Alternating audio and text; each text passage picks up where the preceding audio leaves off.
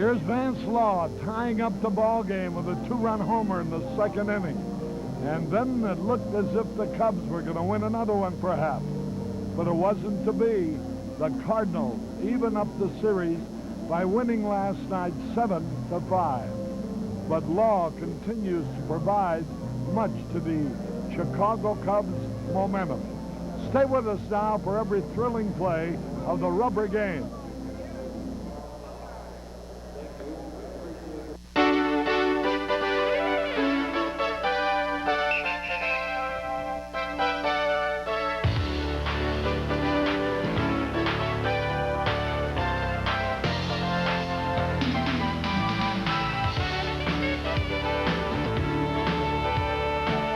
Participating advertisers in Cubs baseball are Budweiser, the king of beers and proud sponsor of the 1988 U.S. Olympic team.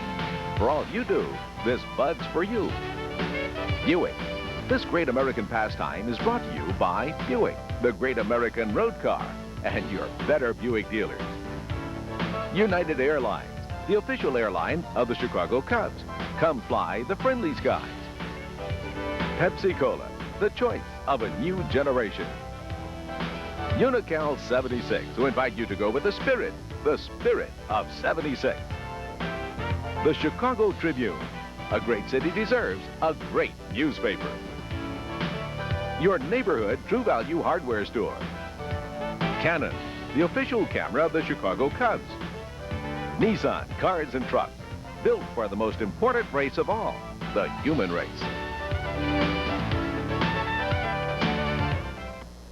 It's a beautiful day for baseball. Hello again, everybody, with Steve Stone. I'm Harry Caray, and we're in St. Louis for the third final game of this good series. And it's a milestone for Jim Sundberg. He's appearing in his 1800th ball game. That's a lot of squatting, Harry, and Danny Cox is going to the mound for St. Louis. 4-2 last year against the Cubs, but only 7-7 lifetime, so they've gotten to him. You know, the Cubs are 5-2 on this road trip. They haven't been home yet. They're the only team in baseball who hasn't played a game at home during the new season. 5-2. If they lose, are 5-3. But if they win, what a remarkable road trip. And coming home to play Pittsburgh on Friday, it's certainly going to be a welcome sight when they see the friendly confines. All right, stay with us now for exciting Chicago Cubs baseball.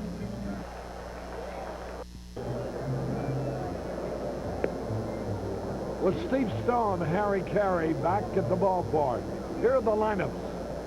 For the Cubs, Martinez, Sandberg, Dawson, Durham, Palmero, Law, Sundberg catching, Dunston, and Jamie Meyer on the hill. And for the Cardinals, they lead off, of course, with Vince Coleman, Smith the short, Hurd, Horner, McGee, Pendleton, Lindemann playing right, Chicago area boy, Pena the catcher, and Danny Cox on the hill. The umpires are John Kibler behind the plate, Jim Quick at first, Eric Greg at second, and Dave Malone at third. So we're ready to play baseball, Steve. And Danny Cox on the mound. He lost his first time out against Pittsburgh. Through 6 innings, gave up 8 hits and 4 earned runs, had good control in that one, walked only 1 while striking out 6. Lifetime 7-7 against the Cubs, but last year he was mighty tough against them. He was 4-2, the ERA was below 3, and he's a sinker baller. The pitch, swung and pop foul out of play. Nice crowd for a businessman special. You know, the ballpark in St. Louis is downtown, and it's a simple matter for people to leave their offices and come over to the ballpark.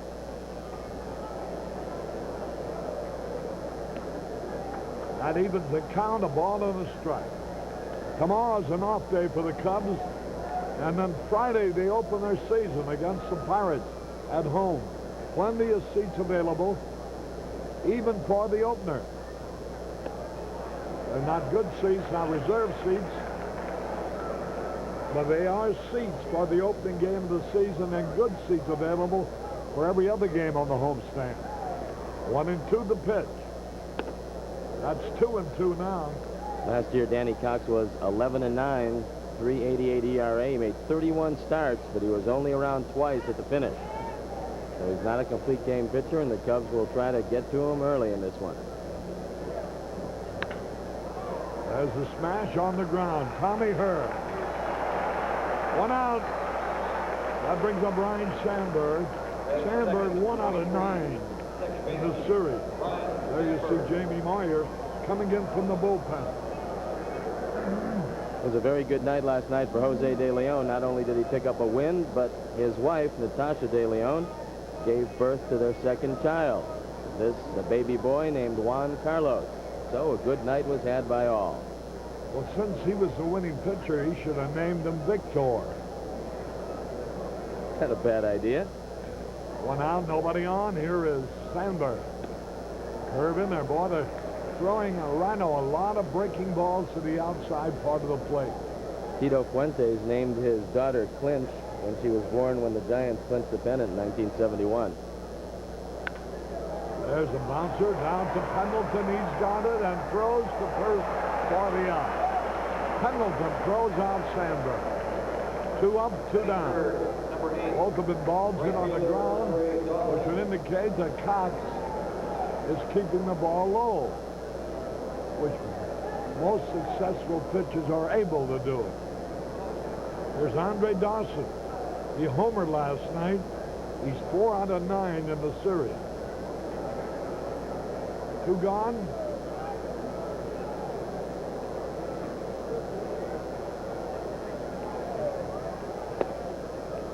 Pitches in there, a strike call. Cox has given up 1 home run already in the only game he pitched. He was beaten.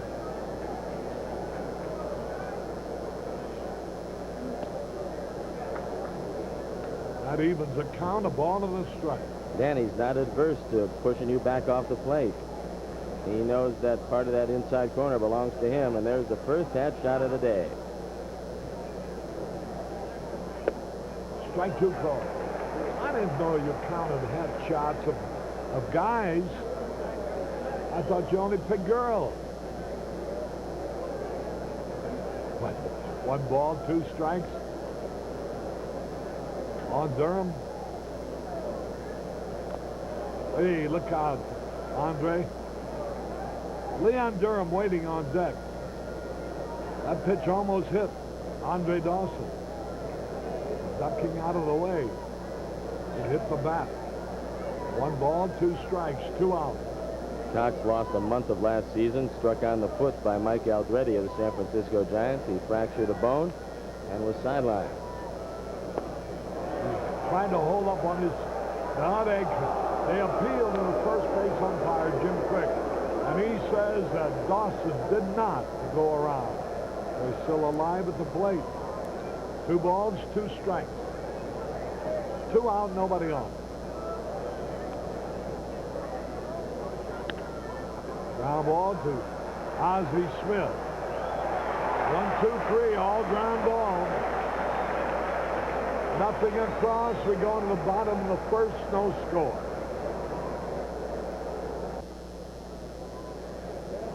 Harry Caray back at Busch Memorial Stadium in St. Louis. That's not a hat shot, Arnie. There's the hat right. Jamie Moyer goes to the mound with a lifetime record of 1-1 against the Cardinals. He started against them 3 times.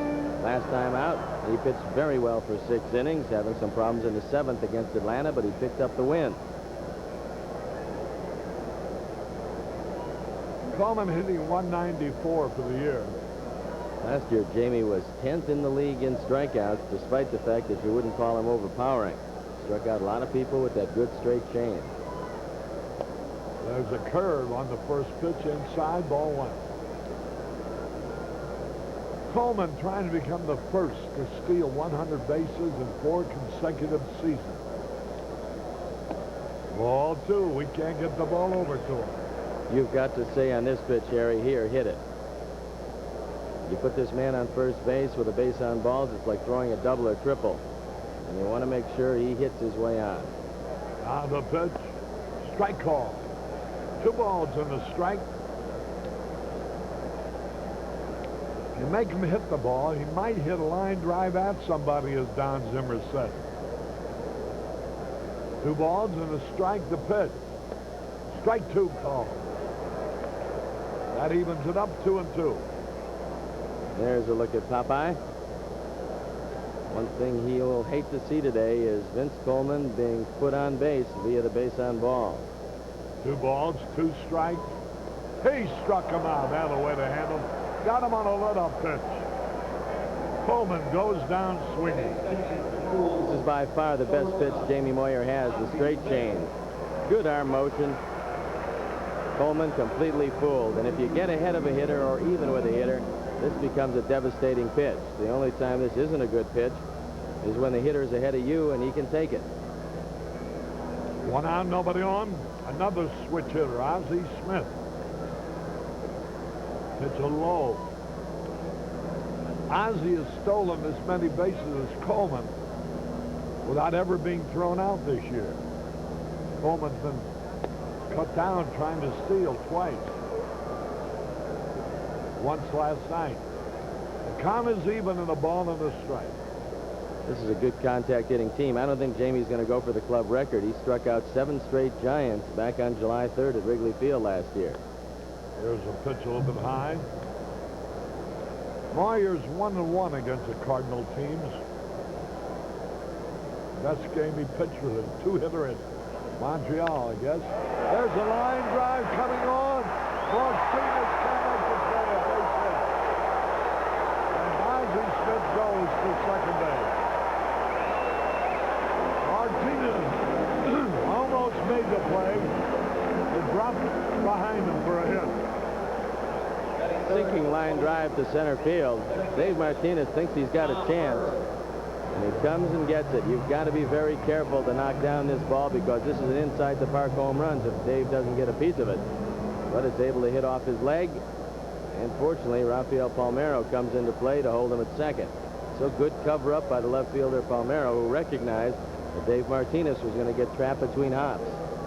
There's Tommy Herr now. 2 out of 7 in the series. Another switch hitter. Herb in there, a strike call. The first 3 hitters in their lineup are all switch hitters. So's McGee, that's 4. So's Pendleton, that's 5. They have 5 switch hitters in their lineup. Dunston, that's something to say to Moyer. Ozzie Smith, a good lead at second.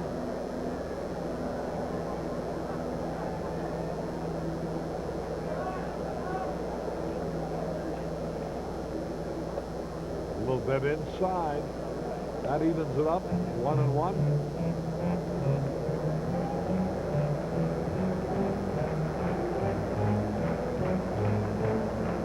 Whitey Herzog.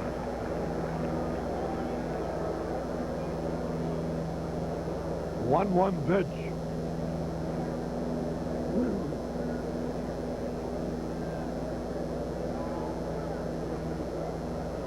Tommy Herr waiting the pitch.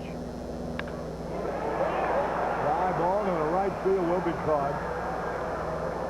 And Andre Dawson was there. 2 gone. And that brings up Bob Horner. All he's done against the first baseman Chicago Cubs has been 6 out of 8. You don't like to think about intentional passes, and in this situation, you want to make sure that Bob Horner doesn't hurt you. And I think right now they're going to make very sure that Bob Horner doesn't hurt him, as Bob Horner is the real legitimate home run man on this club. They're going to put him at first. So they're going to pitch to Willie McGee. And McGee will be hitting right-handed, being a switch hitter.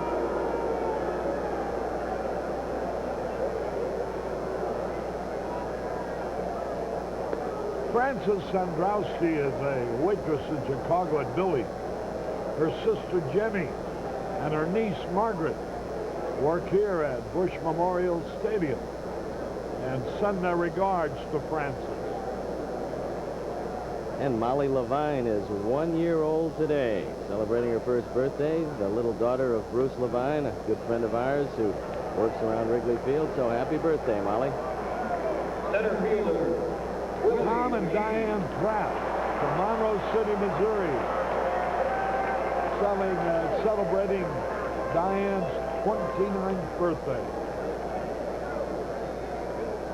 Here's Willie McGee.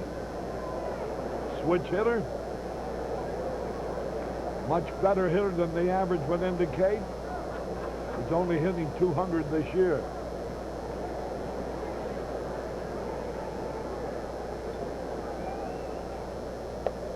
Curve inside. Dave Johnson, executive sports editor of the Evansville Courier, passes along greetings to his parents at Monmouth, Illinois. Gus and Betty Johnson. That evens the count, a ball and a strike. Willie's not going to touch that straight change, especially if Jamie keeps it down. Right now, McGee's in a streak where he's swinging at most everything. Jamie doesn't want to flirt too much with the fastball by the letters, but you can throw a head-high fastball by McGee, and that straight change, low and away, that'll get him also. The pitch. Strike two, call. Hit that outside corner. Once again, a straight change, and once again, Willie McGee couldn't pull the trigger. Now that you're ahead, you don't necessarily have to throw a strike to get him. 1 ball, 2 strikes.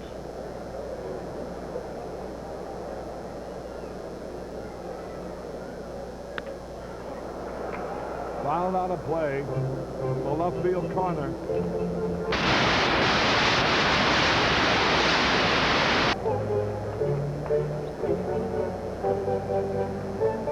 Two on, 2 out. No score.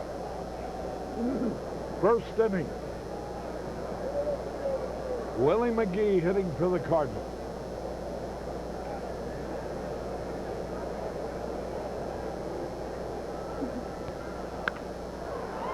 Right at Vance Law. Throws his second for the force play. Vance Law fielded that ball nicely. No runs, 1 hit. No errors, 2 left. At the end of 1 inning, no score.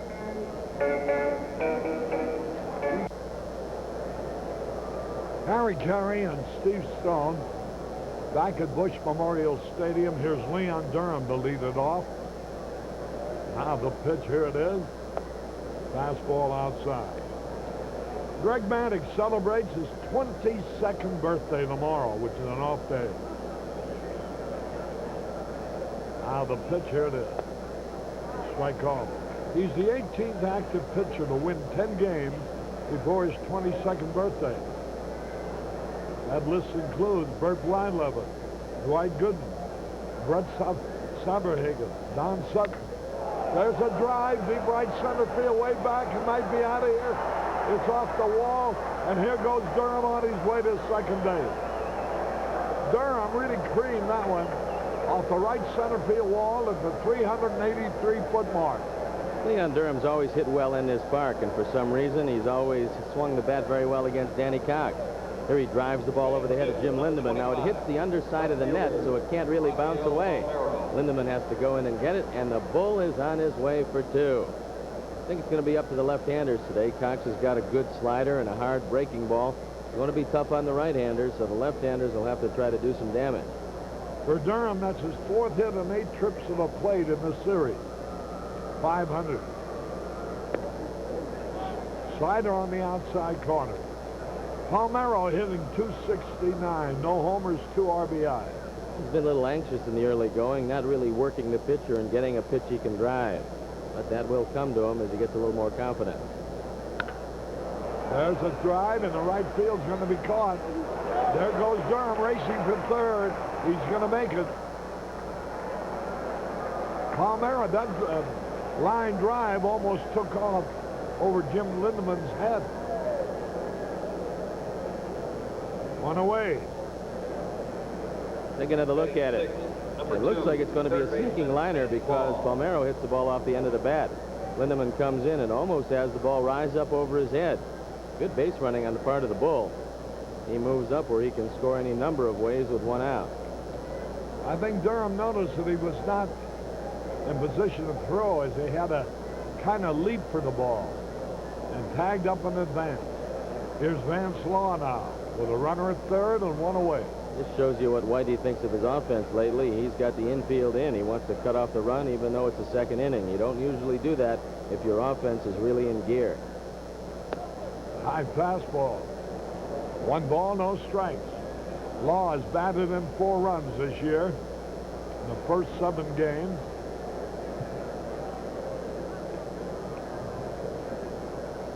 Infield in. Right-hand hitter waiting.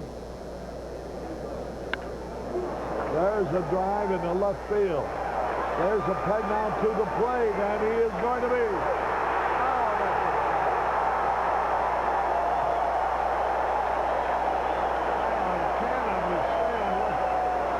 Goes to the base He hit. trapped the ball.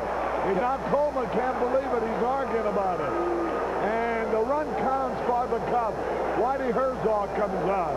Let's see that play again. No, Harry, he's out at the plate. The run doesn't count, but Vance Law goes to second base. Watch it again. Eric Gregg running out with the catch. And he says that Vince Coleman trapped the ball. Now watch.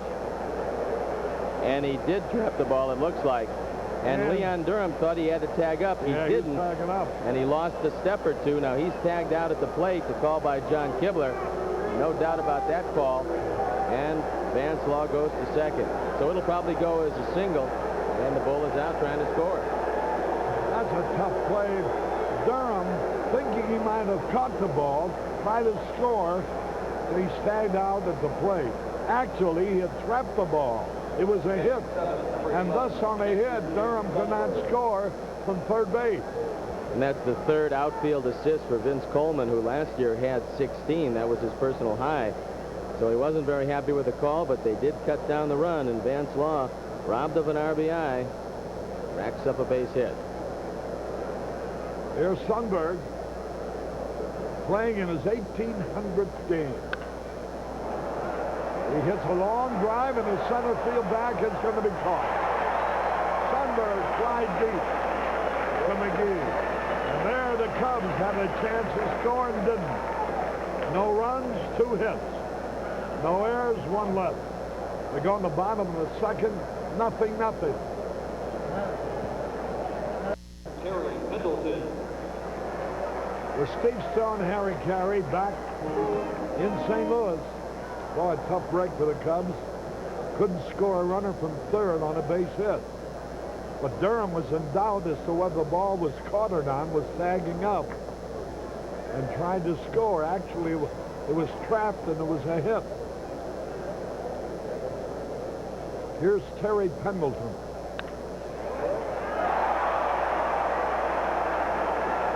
Boy, oh boy. Sean Dunston has a lot of problems, Harry, with a ball hit right at him. That ball sunk, and Sean just got out of the way of it. It's right at him, and the ball just sinks under his glove. Take a look at it. Batting 7th, number 15, right fielder. I think he's afraid of hurting that finger again, it looks like. It looked to me like that was the same thing here. A base hit. Let's pause here for station identification. You're watching exciting Chicago Cubs baseball on WGN Channel 9, Chicago. Here's Jim Lindeman. Runner gets back. Lindeman hits the ball hard, so he becomes a good double play candidate. Terry Pendleton can run. They'll have to pretty much guess on the move of the left-hander.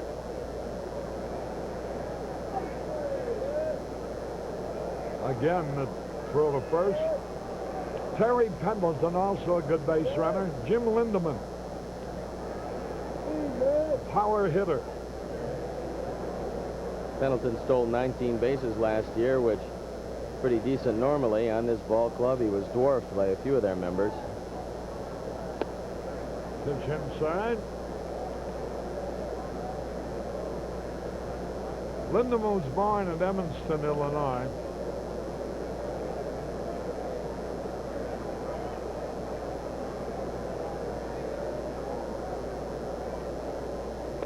He had a cut.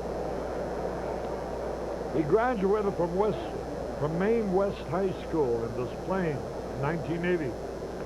And he attended Bradley University in Peoria. He was their MVP and captain in his junior year.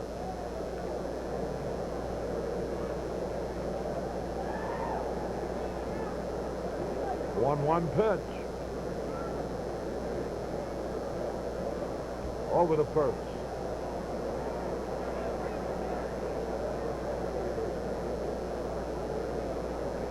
Now, sometimes a runner will go halfway, but Durham thought perhaps he could score. It was a shallow line drive. There's a pitch swung and missed. 1-2, a changeup. You know, Harry, if Coleman did indeed catch it, then his normal throw would have been to third base to double him off. But the fact that he did throw home right away would lead you to believe that he probably trapped it, trying to convince Eric Gregg that he did catch it. 1 ball, 2 strikes. That evens the count. Jim Lindemann, the hitter. The runner at first, Terry Pendleton.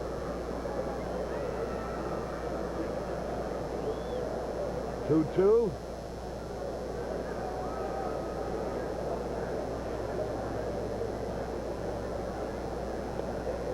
Ball 3. 3-2. Now you got to figure Pendleton's going to be going, and so if Jamie does have a deceptive move, this is always a good time to use it. If you're a first base coach, you're telling the man at first to make sure the ball's on the way to the plate before you break.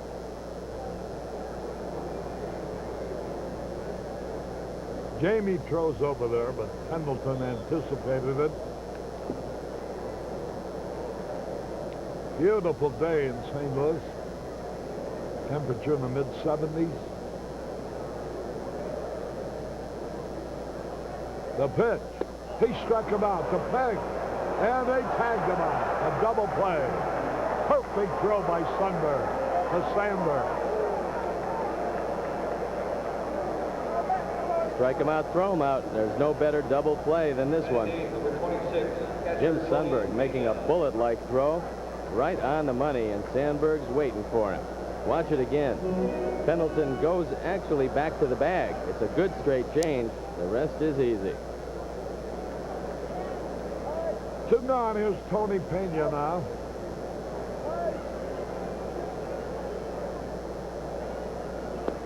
Strike call. 1 strike and nothing. 2 men are out.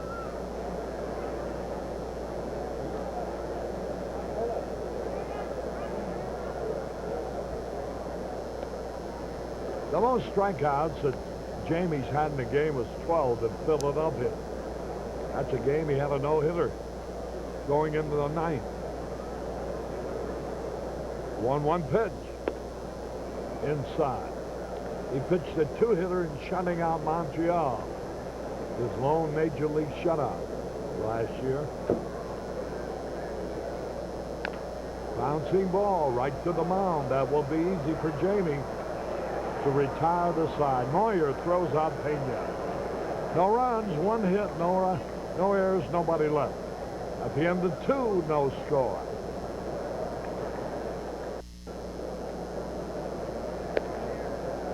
Harry Caray back in St. Louis. Sean Dunston will lead it off.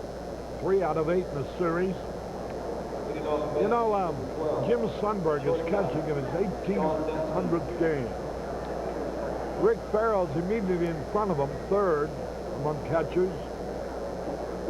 Farrell is only 5 ahead of Sundberg, so Sundberg's a cinch to pass him before the year's over. Here's Dunston to lead off. And there's Bob Boone and Al Lopez, and Bob Boone is still racking them up for California. Curveball outside. 1 ball, no strike. We're in the 3rd, no score.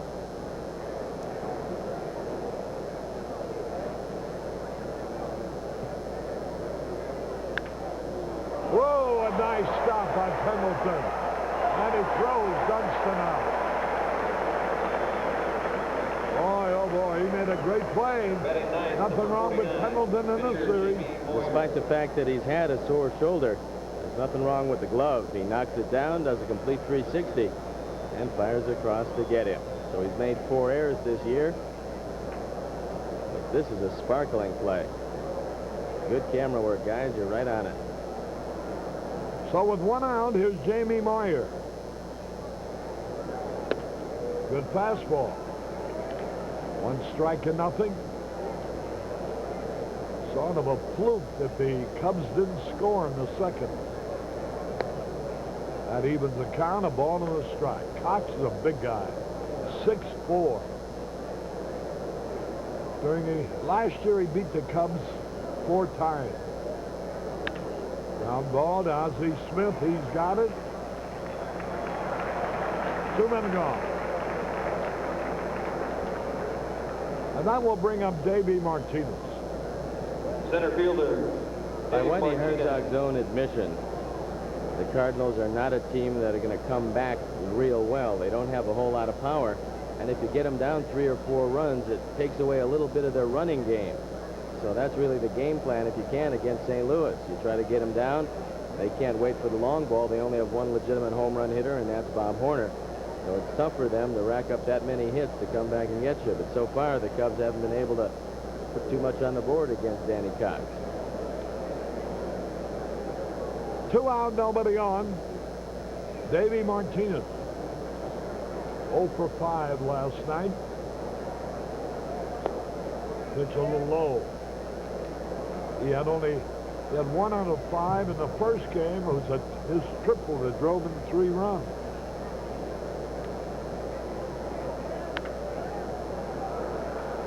Fly ball will be caught. Vince Coleman in left field. 1, 2, 3. Nothing across. We go into the bottom of the 3rd. No score.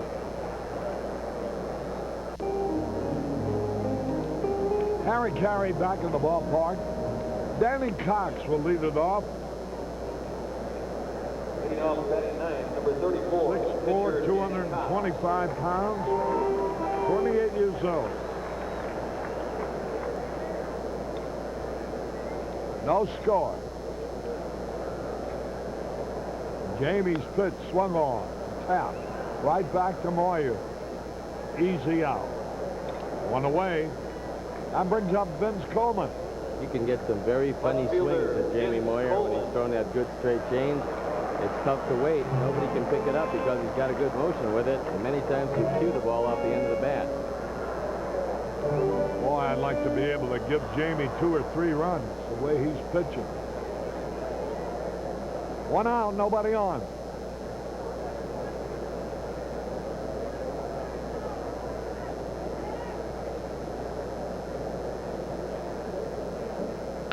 Ground ball to shortstop. Dunston has it. Over to first for the out. 2 pitches, 2 out.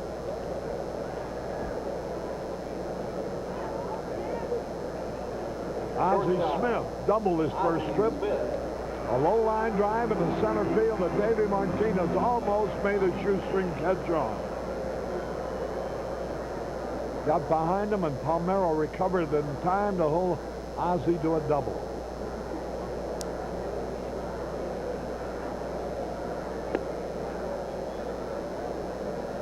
Curve inside, ball 1. Ozzie's got a little more pop in the bat from the right side.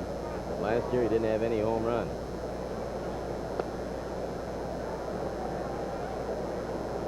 First ball player in history not to hit a home run and make over $2 million for the year. Hey, ball 3. Tommy Hernex.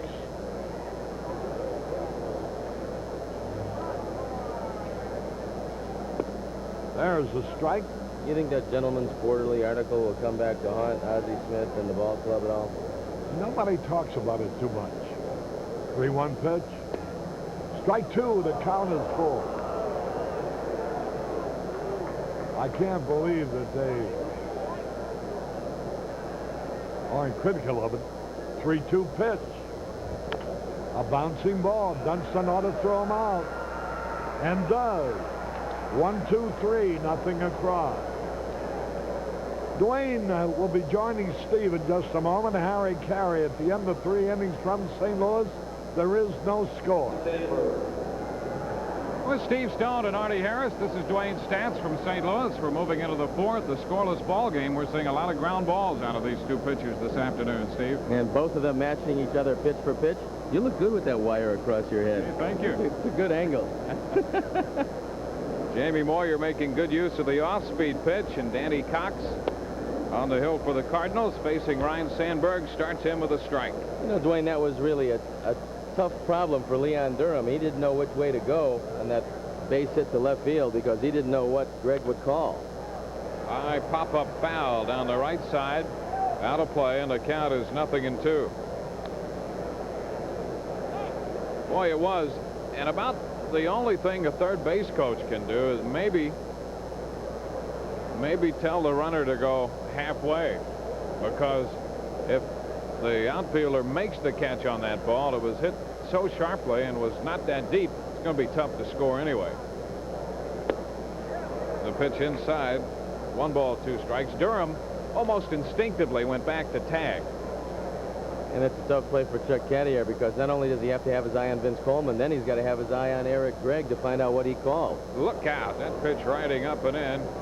Foul ball. It's one of the reasons why Danny Cox is a winning pitcher year after year. He doesn't mind throwing that fastball up and into the right-handers. You can't get too comfortable. If a hitter knows that he can't get comfortable in the batter's box, he's going to approach that outside corner a little differently. There's a liner into center. It's going to hang up for Willie McGee. Especially if Cox is going to use the breaking ball away to the right-handed hitters, and he does so often. He's got to come inside to keep them off the plate. Well, I think any breaking ball pitcher whose bread and butter is breaking balls away from the right-hand hitters does himself a disservice when he keeps throwing the fastball away from the right-hand hitters, because they get in a habit of leaning outside. All of a sudden, that outside corner becomes right in the middle of the plate. But if you keep pushing him back with the high-tight fastball, now the outside corner looks a little further away.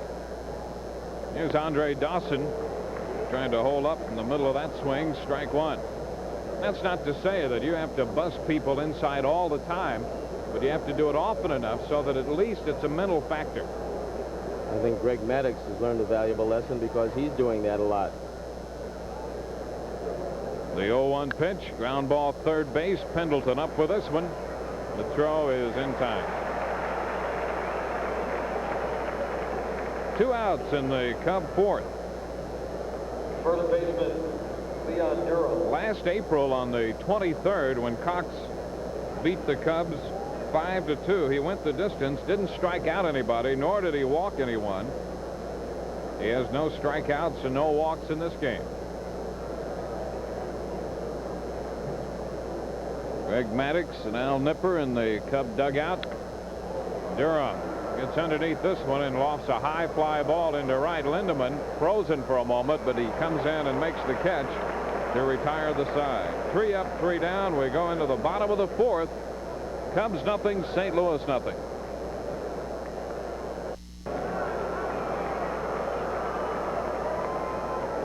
Beautiful afternoon in St. Louis for the final game of the road trip for the Cubs. Bottom of the fourth coming up. No score, and Tom Herr will lead off against Jamie Moyer. Off day tomorrow, and the Cubs are home against Pittsburgh Friday. Herr lined to right in the first inning, hitting 185. Jamie starts him with a strike. I'm glad we're going home. Coming from spring training and then through Montreal, they're going to need a crane at the airport to pick up my travel bag. So kind of happy we'll be able to let some of the air out of that thing. The 0-1 pitch is low, and the count is 1-1. It's a good thing we're not traveling by tandem truck, because at those way stations, I'm not sure the luggage would make it. Boy, seems like we've been away forever, and most of the folks have been away from Chicago for some time. Ground ball, shortstop. Dunston up with this one. The throw to first is in time. So Herr is nothing out of 2. Ideally, a good ballpark for Moyer to work in, because it's big enough. And we've talked about at times his reluctance to throw the fastball for strikes, but he should be comfortable attempting to do that here. And I love the fact that they walk Bob Horner in the first inning. You always pick one man in the lineup, and you say to your pitcher, don't let this guy beat you. And the guy in this lineup is Bob Horner. He was on 5 times last night. Out in front there, a swing and a miss, strike 1. He was on the last time. He was up Monday. He's been on base 7 times in a row, and 8 out of his last 9 plate appearances. Jamie wants to stay away or way in. Horner out in front again, 0-2. And Horner hasn't seen the type of changeup that Jamie Moyer throws. I wouldn't mind seeing him throw one more. Sometimes that waste pitch that you try to throw inside winds up in left field. Let's see one more straight change low and away and see how Bob approaches that one.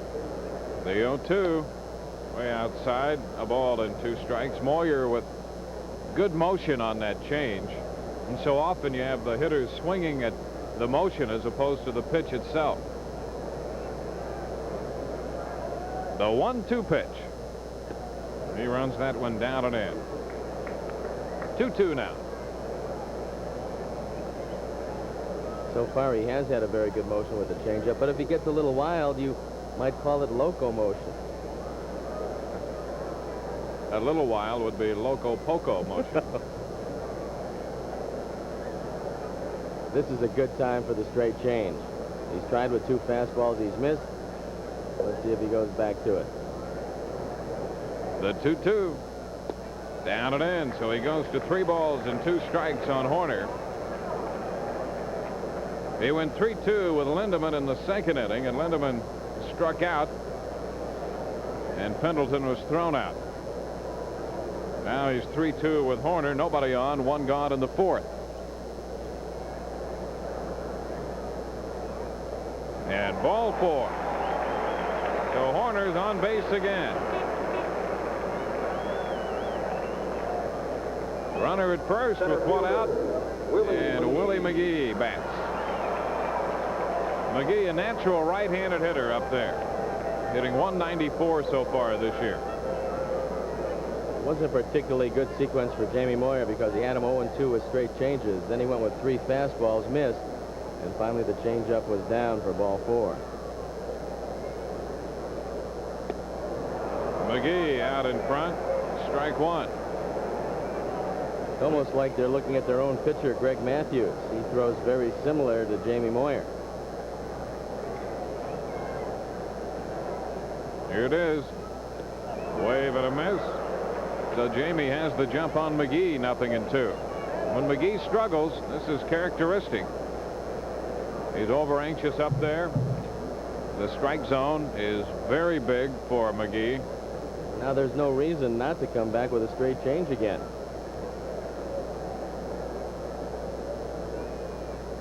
Here's the 2-strike pitch, and a ground ball out of the reach of Dunston into left field. Palmeiro with a pickup. So McGee singles. Hit number 3 for the Cardinals. 2 men on with only 1 out. Here it is again. And this is a straight change. And Willie McGee gets ahead of the bat out just enough past the diving Dunston. Under his glove and out into left field. Well, Terry Pendleton becomes the hitter. Pendleton singled into left in the 2nd. Batting .286 off a 96 RBI season last year. And the pitch is in for a strike. So the Cardinals threaten in the bottom of the 4th inning against Jamie Moyer. A scoreless game. Horner at 2nd, McGee at 1st. Pendleton out in front. 2 strikes the count.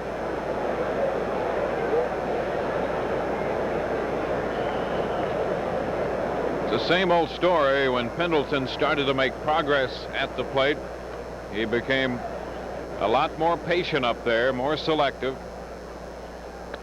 This one inside, so the count is 1-2, but when Moyer has a good change, it's difficult to be patient.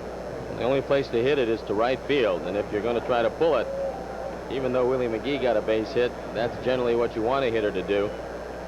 If you're patient and drive that change up to right field, you can hit it. Most hitters have a hard time adjusting, however. There's Horner and McGee.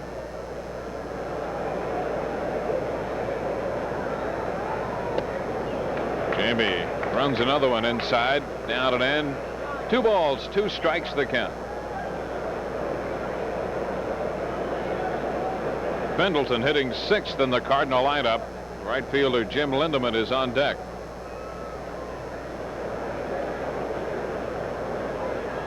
And he got him. Pendleton out on strikes. Number 3 for Jamie Moyer. The second out in the 4th. Here's the strikeout pitch. Another good straight change, and Pendleton cannot hold up. So the straight change is a good pitch because of the motion. You have to make it look exactly like a fastball, and that's why it's deceptive. And so far, Jamie's been able to do just that.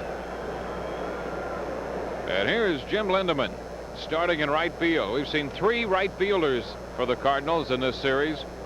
Ford, Oquendo, and now Lindemann.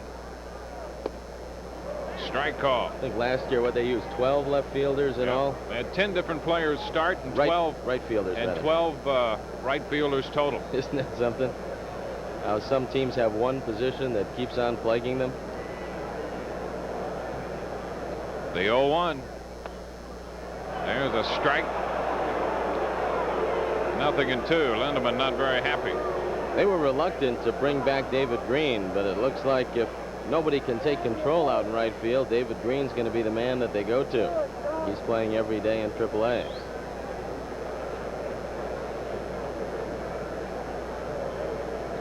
Lindemann, 2 of 14 for the year. Here's the pitch. Too close. 1-2. Lindemann had the back surgery in November, taking care of a disc. Compact? I'm sure it was. The 1-2. He's out on strikes, and Moyer strikes his way out of this jam. No runs, 1 hit, 2 left, and at the end of 4, no score.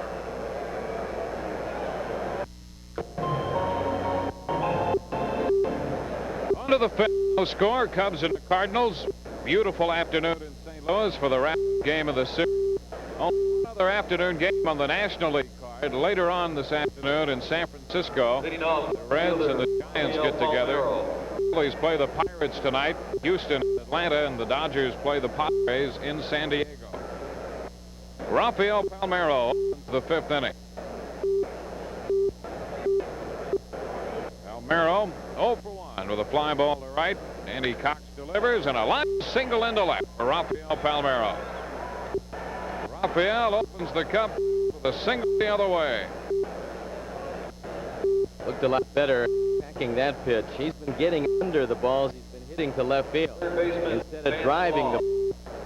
That's a mistake. You got to get on top. Most hitting instructors will tell you, get on top of the ball and you're going to hit line drive. You keep getting under the ball and you have what's called soft hands, and he hit fly balls. That time you can see the wrists roll over, hit on top of it, and hit a line drive. Here's Vance Law. Vance singled back in the 2nd inning. He has an 8-game hitting string. And the pitch is a strike. You know, Dwayne, he's really hit in timely situations. They've been able to get him out, and all of a sudden he'll come up. The game will be on the line, and Vance Law will come through. Much like the way Brooks Robinson used to hit. You look at his averages around 267, but he always got the hits when they really counted. Palmeiro back in at first. We talked about him so much this spring, not only his ability to play third base, but the fact that you're going to get a quality at bat almost every time up from Vance Law, and that means a lot. Wave and a miss. He's behind on the count here, 0-2. Leadoff single by Palmeiro. Jim Sundberg is on deck.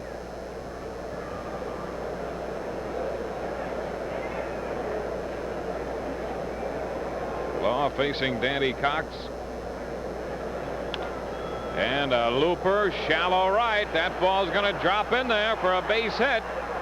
Palmeiro to 3rd, and Law's on his way to 2nd. A looping double inside the line and right. That's his 3rd double of the year, and the Cubs have something cooking in the 5th inning against Cox. Rafael Palmeiro recognized the fact that this ball was going to drop. As soon as it went up, he realized how deep Lindemann was. And that's a good lesson for all you young base runners. Before the pitch, check the outfielders. If they're very deep, and they were for Law, you know that on a squibber, they're not going to be able to get to it. So Palmeiro all the way to 3rd, and Danny Cox is in some trouble. So for the 2nd time today, the Cubs have a man as far as third. This time second and third with nobody out. Jim Sundberg waves and misses, strike one. Do they dare put on the squeeze again? You have a man who can bunt in Sundberg. He's been successful once before. And he took a look down at Chuck Cartier. A bunt to the first base side, and I don't think they'd be able to get Palmeiro.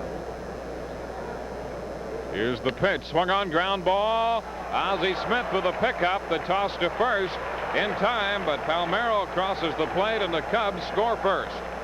Ball goes to third as Sundberg chases home the run. Ozzie Smith to Bob Horner. Shortstop. Looked like a base hit, but then you realize that the Wizard of Oz is up the middle. Makes a fine play. RBI number 2 for Jim Sundberg.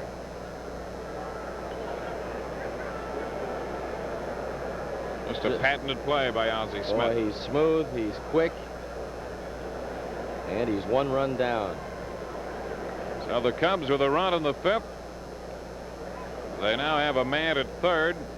Vance Law and Sean Dunston up there with a chance to get him home. It's the tail of the tape. The tape giving Sean some problems.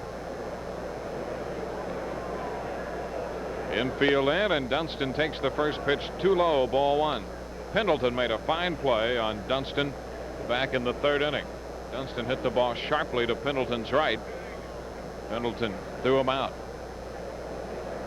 Took a long look down to Cartier, who had to yell to get his attention, and now he's saying something to Vance Law. Infield in at all 4 positions, trying to cut off the run.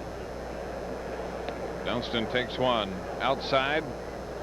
2-0 the count. You know, I think that Chuck Cartier might have been responsible for that ball being as wide as it was. I think in the back of his mind, Danny Cox thought that perhaps the suicide was on, or at least a safety squeeze, and he just threw the ball well out of the strike zone, and Cox usually has very good control.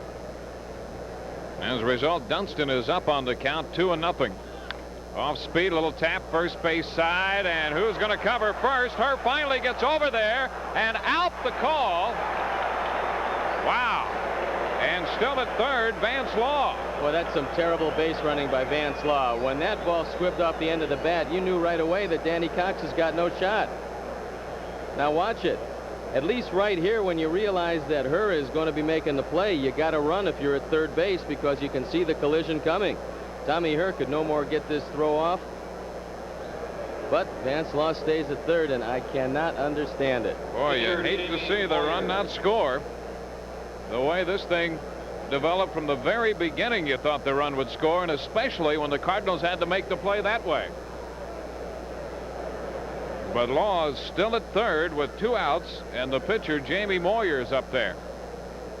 That's a heads-up play by Tommy Herr. You don't see the second baseman covering first often on a play like that. 2 gone. Jamie takes a strike. So the Cubs miss an opportunity to add another run.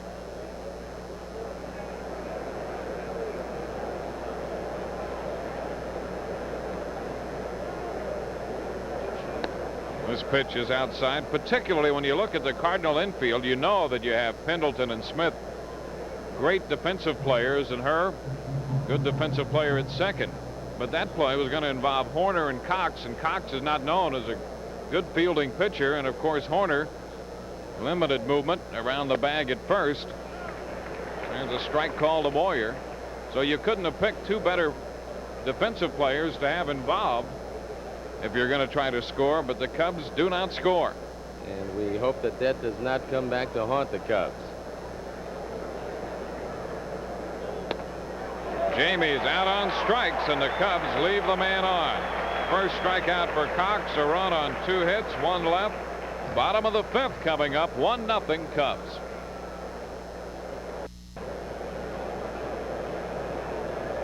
Cubs carry a 1-0 lead into the bottom of the 5th inning. Tony Pena leads it off for the Cardinals.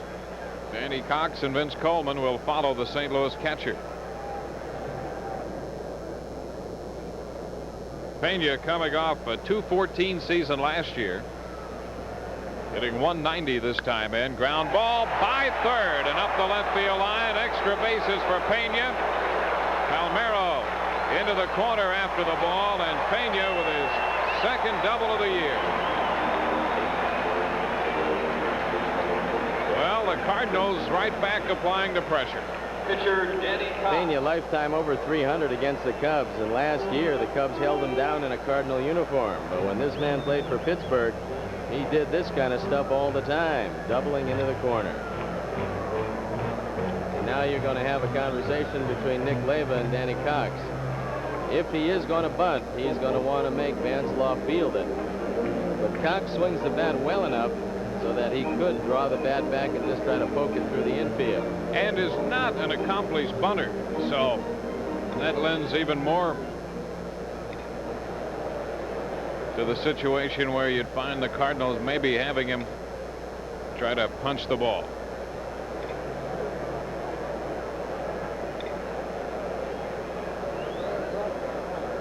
He was out pitcher first on a change his first time. He's going to bunt the ball and does so foul at the feet of Jim Sundberg. Strike one. You know, Arnie Harris has a young son named Craig who's a fine baseball player, a senior in high school, and I purchased some shoes in Atlanta. Had them sent to Arnie's house because I didn't want to carry them, and of course on the box I wrote "not Craig's size" on each box. So I hope they're there, Arnie. Here's the stretch. There's the bunt. Pretty good one by Cox. Moyer is going to have to make the play to first, and Cox gets the job done. So Cox advances the runner with the bunt. Sandberg covering on the play. You've got to really deaden the ball on AstroTurf, and that's exactly what Danny Cox did. Now he tries to get in the direction of Vance Law, but just the fact that it's to the left side enabled Tony Pena to come into third base. So the sacrifice accomplished, 1-4. Man at third, the potential tying run. The Cubs will bring the infield in as Vince Coleman, the top of the batting order, steps in. There's Pena at third. Cubs with a run at the top of the inning, and the Cardinals threaten. Coleman takes a strike. This is the first time in this game that the Cardinals have had a man as far as third.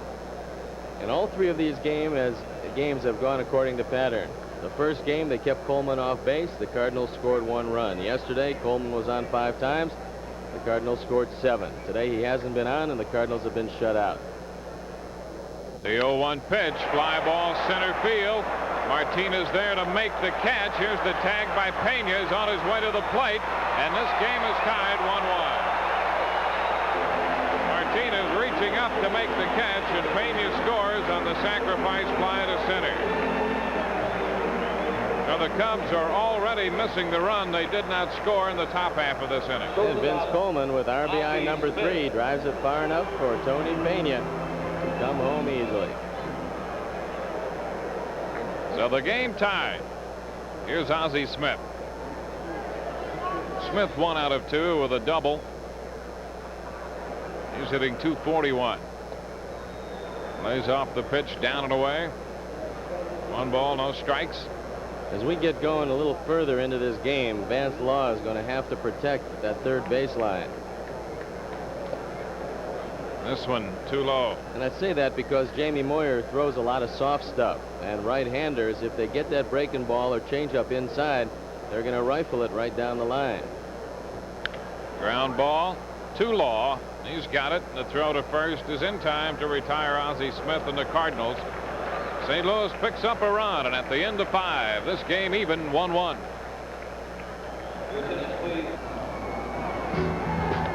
There's a drive on the line to left field. Come on, Moose.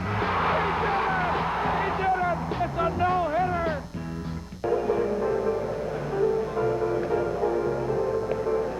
We're in St. Louis, moving into the 6th inning with Steve Stone and our producer-director Arnie Harris. This is Dwayne Statz, a tie ball game, 1-1. And the Cubs will have the top of the batting order. Dave Martinez, Ryan Sandberg, and Andre Dawson Center fielder hit against Danny Cox. Dave Martinez. Martinez 0 for 2. And his hitting string stopped at 6 last night. 23-year-old center fielder. And Danny Cox delivers. There's a drive deep to right. Lindemann back. This is a big ballpark, and Lindemann makes the catch on the track. That ball jumped off his bat but died in right field, and Lindemann made the grab.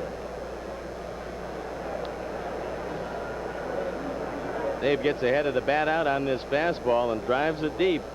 You'll see a lot of these go out of the park, but not here. Spacious confines in Busch Memorial Stadium, and back on the track goes Lindemann to haul it down. Here's Ryne Sandberg. Rhino nothing out of 2.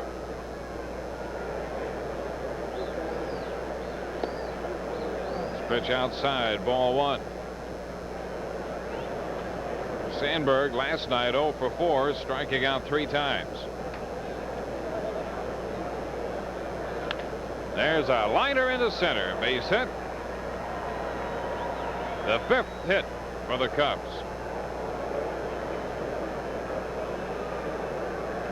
So the Cubs have a man aboard. 1 on, 1 out for Andre Dawson.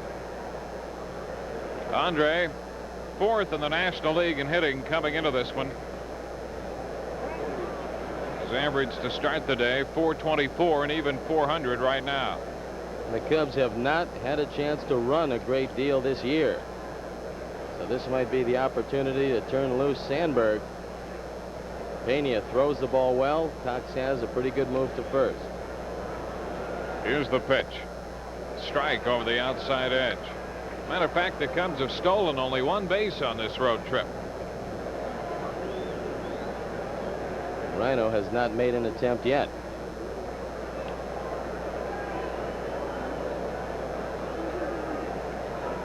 Move to first. Sandberg back in. All the scoring, what there has been of it, came in the 5th. The Cubs picked up 1. The Cardinals 1.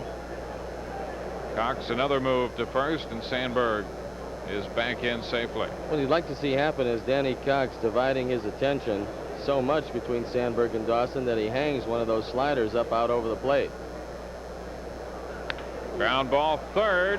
Pendleton up, down to her 1. First base 2. They go around the horn to get the double play. 5-4-3. No runs, 1 hit, no one left. Bottom of the 6th inning coming up. We're tied 1-1.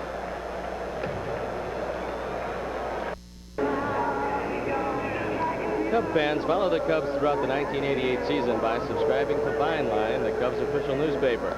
This 36-page monthly tabloid provides you with a unique behind-the-scenes look at the Cubs. Subscribe now and you'll receive 12 issues of Vine Line, plus a commemorative Wrigley Field keychain. Just send a check or money order for $15.95 to Cubs Vine Line, Post Office Box 1159, Skokie, Illinois 60076. You'll be glad you did. Bottom of the 6th inning, Tom Herr leads off for St. Louis in a tie game 1-1. In the American League, 1 afternoon game going, and Boston has a 4-1 lead on the Brewers in the top of the 6th inning at Fenway. Herr nothing out of 2. He's lined to right and grounded to short, and takes the first pitch inside, ball 1. Middle part of the order, Herr the number 3 hitter, followed by Horner and then McGee.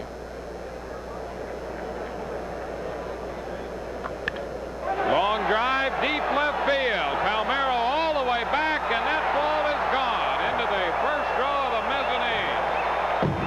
For Tom Herr, his first home run and his first run batted into the year, and the Cardinals lead 2-1.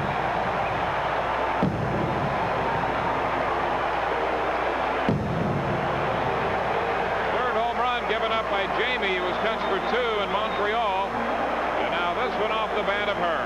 Tommy Herr only hit 2 home runs all last year, had 83 RBIs, and you saw his first home run, first RBI, and put the Cardinals on top. Here's the home run pitch and the swing. Fastball, tried to get it inside, and Tommy Herr didn't let it get there. He drove it way back. So the Cardinals take a 2-1 lead, and here's Bob Horner. Too low, ball 1. Horner has walked twice. Batting .385, 30-year-old first baseman. 1-1 the count. Horner uses the same size bat now as when he broke in with the Atlanta Braves, straight from Arizona State. 33 ounces.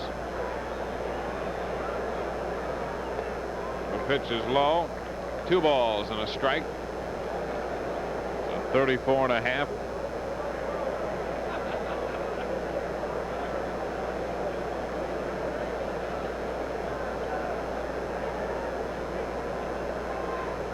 Ball 3. So Jamie falling behind Horner after being touched for the home run.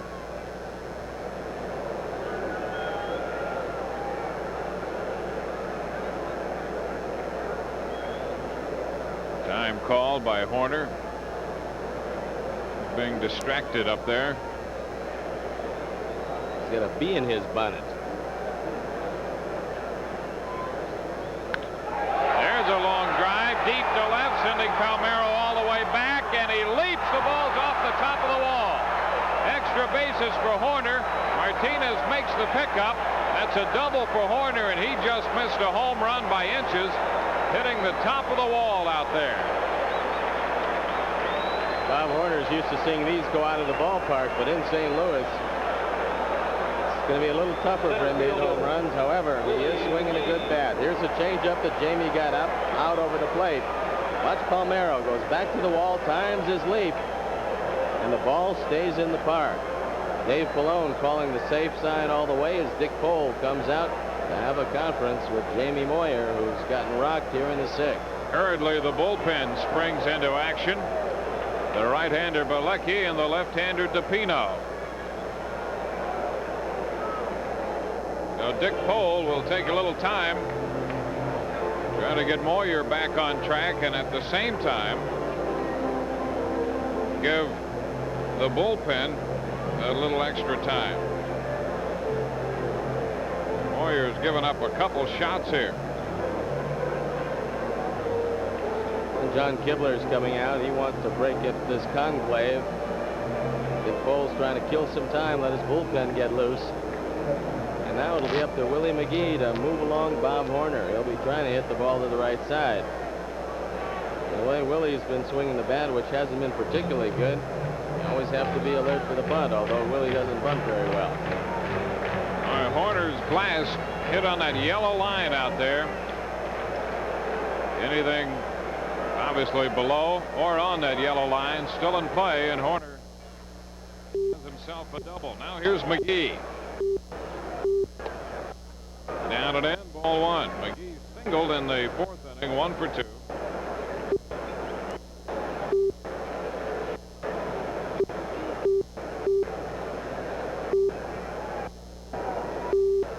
Delivery, low and inside. 2-0.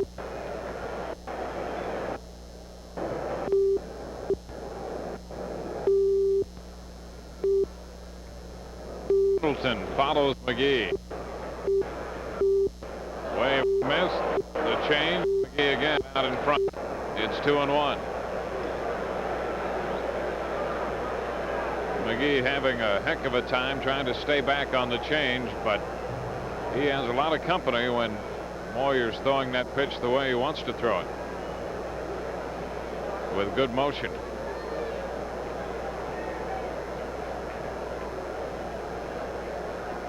Ground ball, shortstop. Dunston makes sure Horner remains at second. Throw to first in time. Dunston to Durham. Leon's going to ask for a spun. Sean came over the middle, and he just fired that ball across to Durham. He's going, you're going to wear out my hand before it's time. He's going, do I still have 5 fingers? Yeah, I think so. As soon as the feeling comes back, I'm going to be okay. Let me get catcher's glove if he's going to go like that. Here's Terry Pendleton. Pendleton with a base hit, struck out his last time.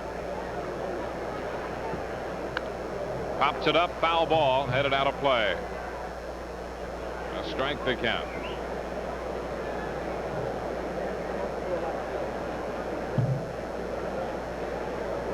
The Cardinal family has a couple of additions. Rod Booker's wife gave birth to a New addition just a couple days ago, and Jose De Leon, who won last night, is a new father. The pitch down and in. 1 ball, 1 strike on Pendleton. So it has been a productive club. Despite the record of 2 and 5. The pitch. This one a little low. It's been a reproductive club is what it's been. 1 ball, 2 strikes. Moyer trying to get through the 6th. Ahead of Pendleton. Horner doubled off the top of the wall and left, missing a home run by inches. He jammed him, and a popper. Dunstan's after this one and makes the catch. So Pendleton out number 2. Very good pitch by Jamie Moyer. Jim Lindemann. Now take a look at the swing. It's not much of a swing. It's more like, let me protect myself here. 2 outs. Lindemann has also had trouble staying back. Jamie's throwing him a lot of changeups today. And a swing and a miss. Strike 1. He struck him out twice on changeups, and in the 2nd inning, it was strike him out, throw him out, as they doubled up Pendleton trying to steal. Probably the best throw of the year by Jim Sundberg, by the way. That was a dandy to Sandberg. The 0-1 pitch. Tap foul down the left side. 2 strikes now. Lindemann, 26 years old, born in Evanston, out of Des Plaines. Hit 8 home runs with the Cardinals last year, batting .208. Suffered the back problem. 1 ball, 2 strikes. How about 1 more straight change low and away? I think that would be about it for Mr. Lindemann.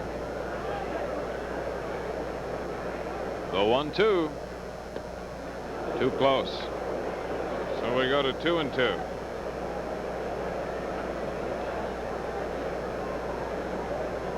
Bullpen busy in the 6th inning.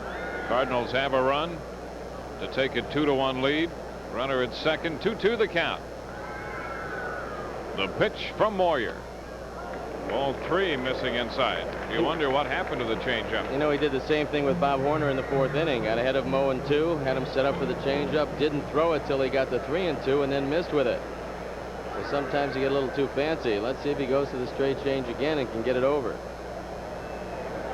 3-2 pitch. And a liner into left. That's in there for a base hit. 1 hop in front of Palmeiro, and Horner's going to score.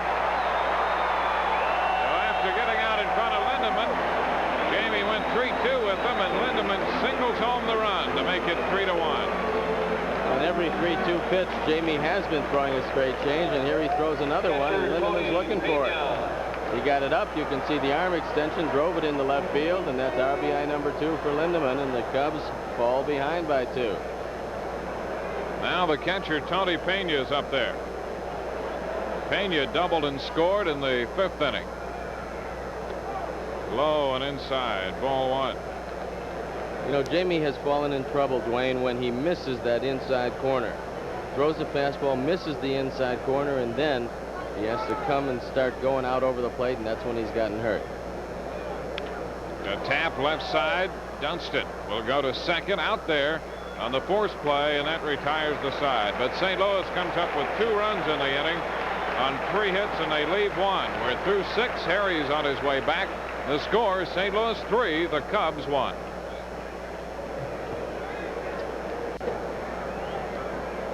Caray and Steve Stone from St. Louis, where the Cubs are trailing now 3-1. And leading it off will be Leon Durham. Danny Cox has pitched a good ball game, but he's been very fortunate. Some peculiar base running by the Cubs has cost them 2 runs. Here's Durham, the pitch. Fastball outside, ball 1. Durham doubled in the 2nd.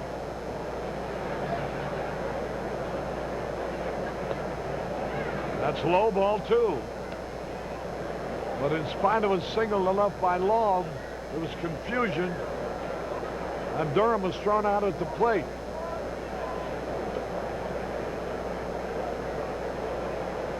Trying to score from third on a base hit to left. And then it wasn't any lack of speed that was involved. He didn't know whether the left fielder caught the ball or not. He had gone part of the way to the plate, then he went back to tag up. There's a drive in the right field. It might be out of here. And it is a home run. Leon Derwin. He really rocked that ball. That's his second home run within 24 hours. And his third of the year, a line drive over the right field wall. Left fielder, Rafael Palmeiro. True Value Hardware happily donates $100 to Cubs Care in the fight against cancer. Here's Palmeiro now, 3-2. Fastball inside. Palmeiro scored a run in the fifth. Hit the ball hard his first time. Now the pitch, here it is. Good strike called. There's no doubt about this one. Leon Durham gets ahead of the bat out, a fastball down, and this Chicago Tribune round tripper shows a home run went about 390 feet to right field. Here's a base hit by Palmeiro. He's around first. He's on his way to second. He'll hold up with a double. Palmeiro double to right. And both the first two hitters have pulled the ball hard in the right field. Durham's over the wall for a homer. Palmeiro into the corner for a double. Bear in mind that Danny Cox completed just 2 of 31 starts last year, so he's not a complete game pitcher. There's Dave Ricketts. He's up, and watch Palmeiro turn on this one. Good swing, a fastball. He drives it into right field. Lindemann has got to chase it down, but not before Rafi is into second base with a double. Here's Vance Law now. He's 2 out of 2. Swings and he foul tips at strike one. Each team with 7 hits. 3-2. The Cardinals lead.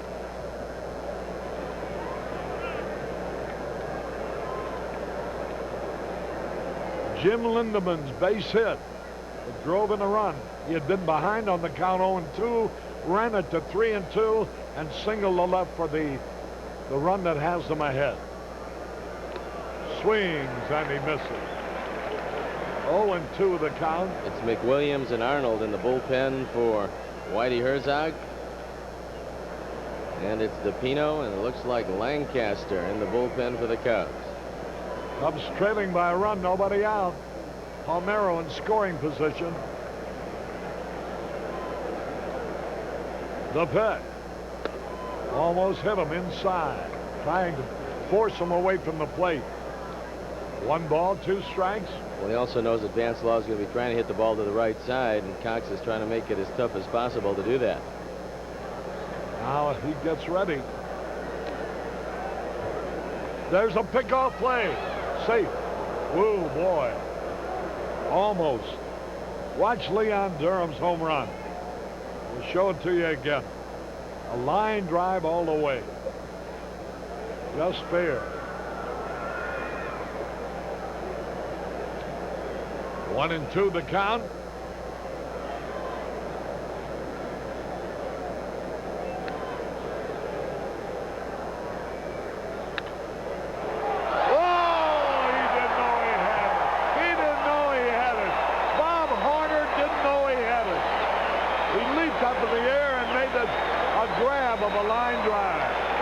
Saves a run for Danny Cox and the Cardinals. Bob Horner, not known for his acrobatics, goes way up high to spear this one. And that was a fine play. Catcher Jim Sundberg. Bob Horner has really hurt the Cubs in this series with his hitting and now with his fielding. They're just showing his play on the big screen. Here's Sundberg now.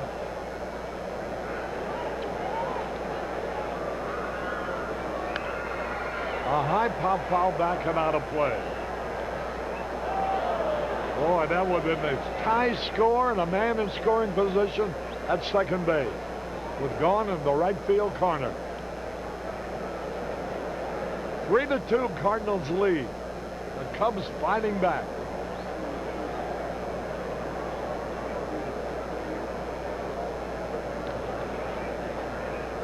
The pitch. There's a base hit. The tying run's on the way to the plate. Here's Willie McGee's throw, and he is safe.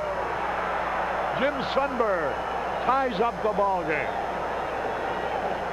Sundberg, who had 2 out of 3 in the first game he played, just got a key hit here.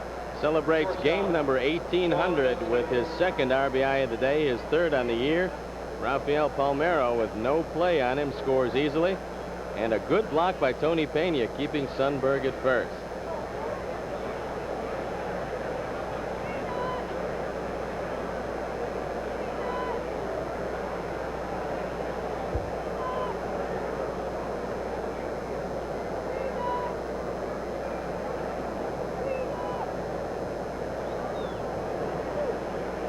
Here now, Dunston, 3-3 tied. We're in the 7th. A high pop fly on the infield. That's an easy out. Tommy Hurt took care of Dunston's high pop fly. Jamie's being called back. And if you're going to pinch hit with Mumphrey, Harry, you might think about a pinch runner for Jim Sundberg. Let's see if they decide to do that. And it looks like Jerry Mumphrey is going to come out. Now you have the man who would be the go-ahead run at first base. Sundberg doesn't run very well, so let's see what's on the mind of Don Zimmer as we look out at the bullpen, and Les Lancaster continues to throw, so it looks like he's going to be the man. Mumphrey has had 1 out of 2 as a pinch hitter this year. Jerry Mumphrey. An outstanding pinch hitter, comes up with 2 out. 1 on. Batting for Jamie Moyer.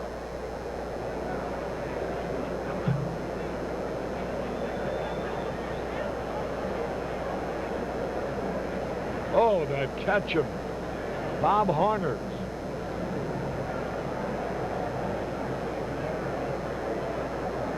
They robbed the Cubs of at least 1 other run. Here's Mumphrey now. Cox getting set. High fastball.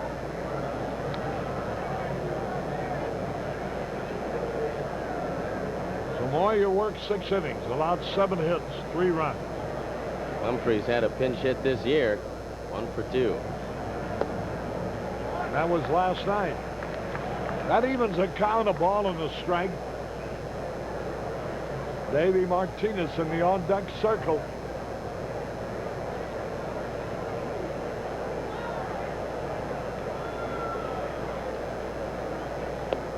He got out in front of him with his slow curve. Mumphrey swinging and missing. Les Lancaster is going to be the new Cub pitcher.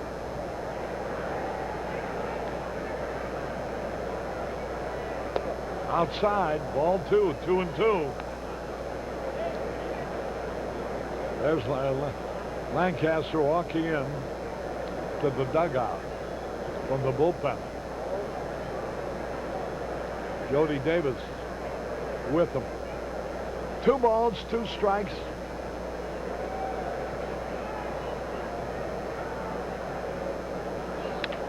Ground ball to the shortstop. That'll be an easy out. And that ends the inning. 1 run, 3 hits, no errors, and 1 man left. We go into the bottom of the 7th, all tied up.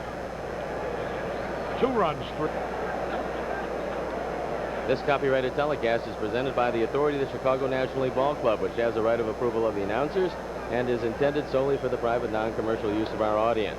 Any publication, reproduction, retransmission, or other use of the pictures, descriptions, and accounts of this game without the express written consent of the Chicago National League Ball Club is prohibited.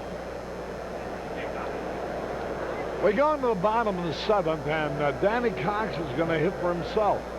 This ball game all tied up 3-3. Leading off pitcher Danny Cox. I'd love to have the 2 runs we could have had. No doubt about that, as Les Lancaster goes to the mound in relief of Jamie Moyer, who worked 6 innings, gave up 3 runs on 7 hits. Lancaster on for the 5th time. He leads the staff in appearances, 5 1/3 innings, 3 hits, no runs. He was on yesterday for 2/3 of an inning, and he's got his work cut out for him, because after Danny Cox, you go to the top of the order. 5 switch hitters in the lineup for the Cardinals, so he'll be looking at a lot of left-handers. The pitch. Foul back. Hey, Vince Bomarito, owner of the famous Tony's Restaurant here in St. Louis. Come over here, buddy. We missed you last night. Yeah, I had to go home a little early. How's everything going? Perfect. Waiting for the baseball season to start. When are you going to visit my restaurant? May I the always 18th. visit yours. I'll be up there the 18th of May. I'm looking for you, I'll be Steve. waiting. I get the cards. I get more mailings from you than I do from the bank. How's it going up there? Very good, very good. Looking forward to it. I'm going to look for you. Tell everybody hello. Okay, swell. Vince Bomarito. Is Tony's Restaurant here. What's that award you get every year? 5 stars, isn't it? What is it? Mobile Oil Company rates your restaurants. We're delighted. We're proud. Thanks, Harry. You've had it every year, you won. 13 years. 13 years. Well, Nice to see you. that's a great compliment. The pitch. He struck him out. Cox goes down swinging. 1 away. And here is Vince Coleman. Goes a good fastball by Danny Cox.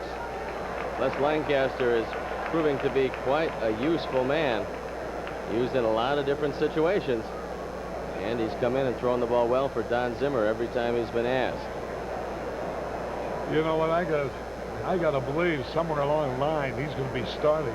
Well, I think he can do that too, Harry. I really like him. I love his flexibility, and I think Don Zimmer is very happy with the fact that Les Lancaster wants the ball. He wants to go to the mound, and that's a great attribute.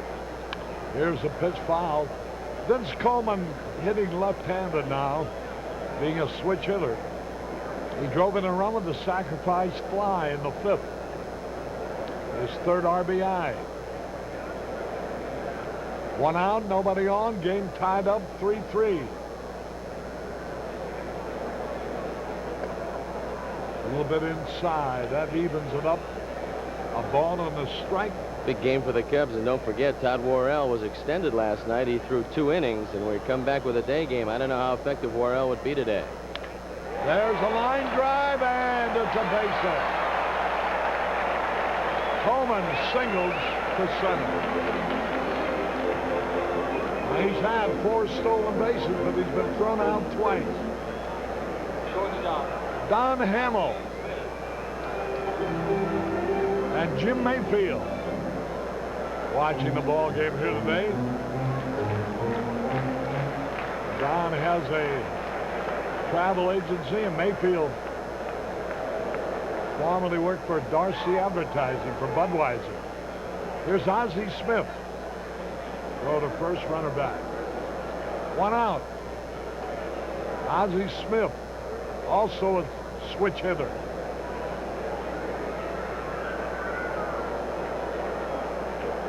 Again, the throw over there. Jim Sundberg has been tested once, and he was equal to the task, gunning down Terry Pendleton in the 2nd inning. But this is Vince Coleman. He gets a foot way out on the carpet, a big lead. He's back safely. I think almost as devastating as his stealing is the distraction he causes a pitcher to the hitter. Fastball high and inside. It's pretty hard to be concentrating on the hitter when all the time you're thinking about Coleman.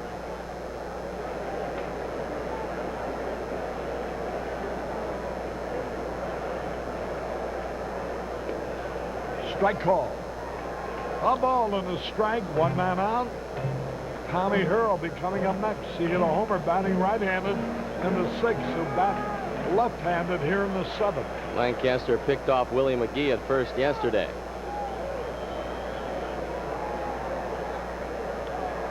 He's back again.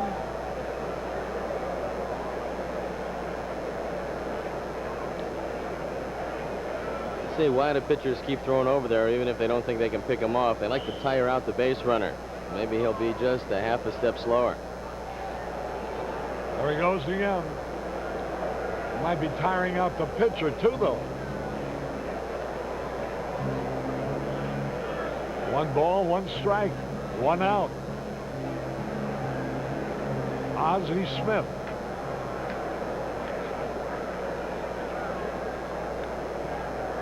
Pitch out. Nobody going anywhere. You know, he was going to go, Harry, and he read that pitch out. He took a couple of steps and looked in, and he saw Sundberg shift out. And there's Don Zimmer. He's given the signs to Jim Sundberg, and that is telling him if he wants another pitch out. Again, he throws over there. Well, look at the development of Ozzie Smith as a hitter. He had 258, 211, 230, 222 for San Diego, and then was traded to the Cardinals.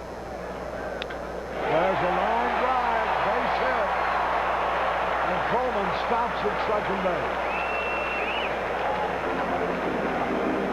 Boy, when Coleman gets on, the pitching is not the same. Well, I know one thing. Les Lancaster came very close to balking last time. I just don't think it was called, but he's going to have to really concentrate on hesitating. And I don't think he did it on the last pitch to Ozzie Smith, and now it looks like Coleman might have hurt himself going into second. I was surprised he didn't go to third, and that's what it was. He was just kind of loping down to second base. Runners are first and second, 1 out, and here's Tommy Hurd. The first 7 years of Ozzie Smith's, the first 6 years of his career, he was a weak hitter. Curve in there, a strike call. Then he hit 257, 276, 280, and last year 303. That's a transformation of a guy hitting in the 200, low 200s, to a guy who's a pretty good hitter. And nobody gets credit for that except himself. He worked hard. Both on his physique as well as his hitting. The pitch. And there it is. I told you, Harry, he wasn't hesitating, and they caught him. I cannot believe it would be any more harmful to a ball team if they didn't pay any attention at all to Coleman and just pitch to the hitters. But there's no reason with Coleman at second base not to hesitate. I mean, there's no doubt that he didn't hesitate at all, and that's something he's going to have to do. That's just common baseball. They would have called that walk last year or any other year. And now the runners are on second and third, and they're going to walk. Tommy Hurd intentionally. The walk changes the inning. But that he balked, there was no doubt about that. And now the bases will be loaded, and their hottest hitter will be at the plate. Bob Horner, who's been on base 3 times in a row today, and 5 times in a row yesterday. He's been on base each of his last 8 times, making each of his last 9 times going back to the first game of the series. The Cubs are just gambling. They can get Horner to hit the ball on the ground.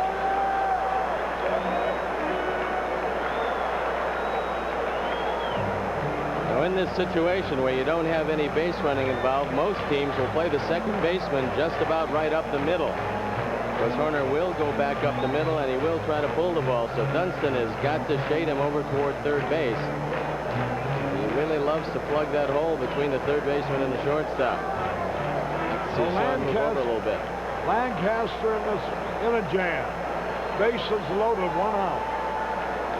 And Bob Horner, the hitter. There's a high fly ball deep right center field. It'll be caught. A runner is scoring easily. A sacrifice fly for Horner. And Vince Coleman crosses the plate. That's Horner's 4th run batted in.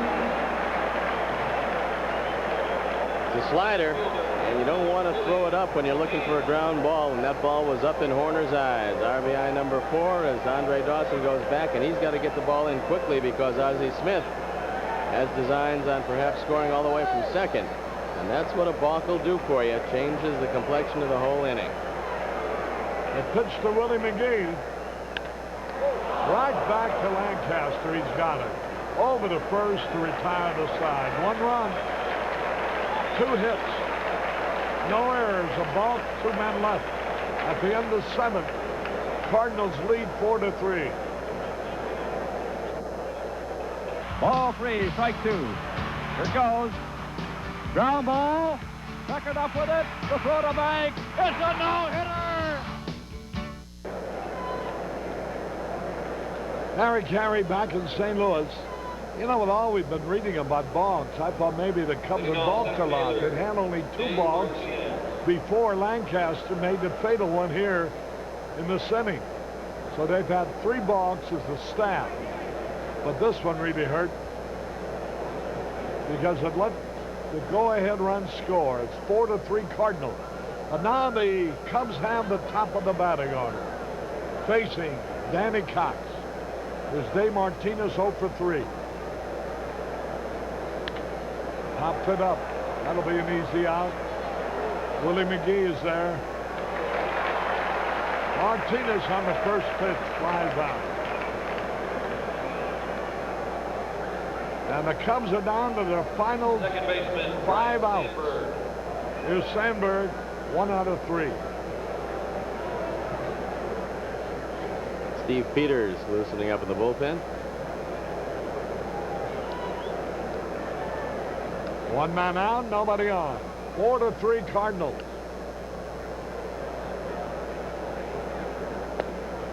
Cardinals going for the 2nd in a row over the Cubs. Whitey always thinking ahead. He's got Peters loosened up for Durham and Palmeiro. Should he not get Sandberg and Dawson out?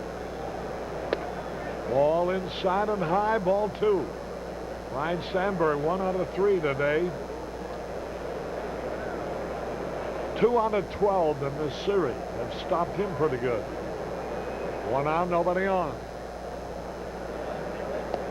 Ball 3. Whitey knows he's got a struggling right-hander on his hands. Cox did not throw the ball very well in the 7th inning, and I'm a little surprised he allowed him to stay in the game, but maybe he's not too sure about that bullpen that he keeps saying he's going to rely on heavily. The 3-0 pitch. Strike call. 3-1.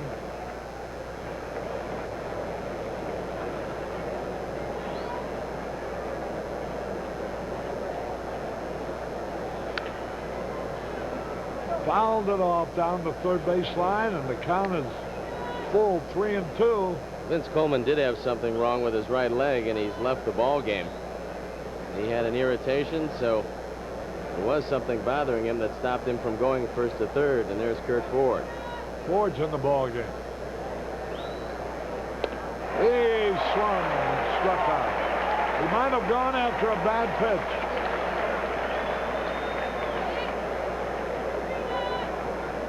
Watch this. This is ball 4. Down and out of the strike zone, and I think he looked at John Kibler and said, was it a strike? John said no. 2 men out, and here's Dawson.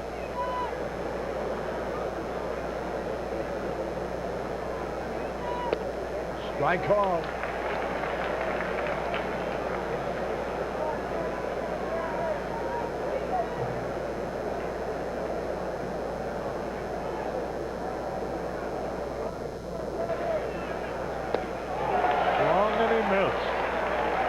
Cox now kicking that ball over the outside corner to everybody. The Cubs open their home season Friday afternoon against Pittsburgh at Wrigley Field. A little bit outside. 1 ball, 2 strikes. Cox thought he had him. He wanted that one, and he's likely to come back with that hard slider down and away from Dawson. You don't want to mess around inside too often with a man who can take you out of the park. There's Pena looking down at his legs to see if He's creeping closer to the plate to look for that ball away. 3-2. 1-2 rather. Ball 2 is evens the count. 2-2. 2 out. Dawson, the hitter. There's Todd Worrell, and it's up to catchers to see if the hitter's changing his stance at all. Pena trying to notice if Andre might be creeping up a little bit on the plate, trying to anticipate that slider. The 2-2 pitch. He struck him out on a terrible pitch. 1-2-3. Nothing at five. We're going to bottom of the 8th. 4-3, St. Louis. WGN-TV and Chicago. Thanks for 40 great years.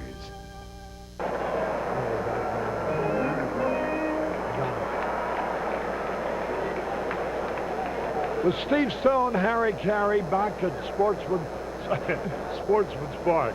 That's the original ballpark here. But this is Busch Memorial Stadium. The pitch.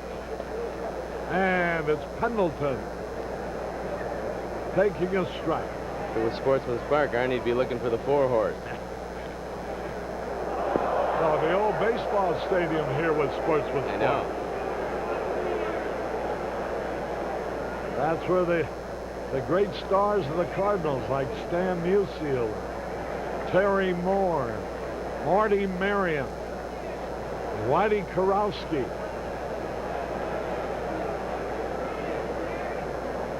Enos Slaughter, and a lot more of them. 1 ball, 1 strike. A little bit outside. Lancaster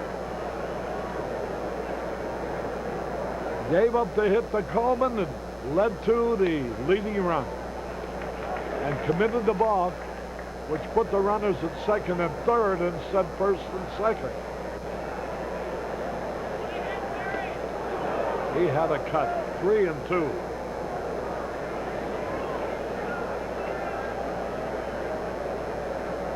Rolando Rooms. Looks like he might pinch hit. Depends on if they bring in the left-handed Peters to face Durham and Palmeiro. Ball 4. That's a second pass off of Lancaster. The other one was intentional. Right fielder Jim Lindeman. Here's Lindeman. He drove in a run in the 6th. 1 out of 3. 4-3 Redbird. That's Frank DePino getting ready. The ball's bunted nicely. And Lancaster throws him out on the sacrifice. Sandberg took the throw.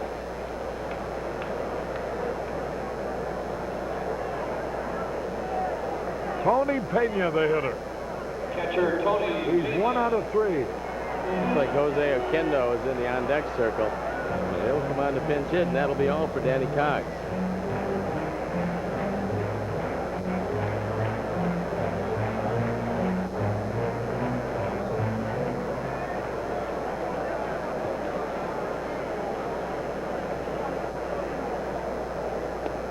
Strike call.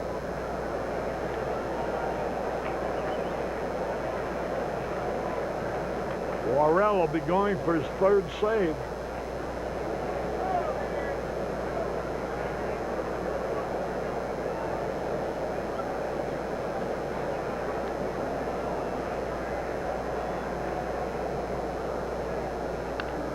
Ground ball to Durham. He's got it. And there's 2 out now. And Jose Oquendo will be the pinch hitter. Cox is through for the day. Number 11, Jose Oquendo. Oquendo was 0 for 4 last night. Comes up as a pinch hitter. 1 for 3 this year as a pinch hitter. He was the league's best last year, although I like the power of Jerry Mumphrey if you're comparing pinch hitters. But Jose put together a solid year. 286 overall. 273 this year. A switch hitter, and a pretty good hitter from both sides.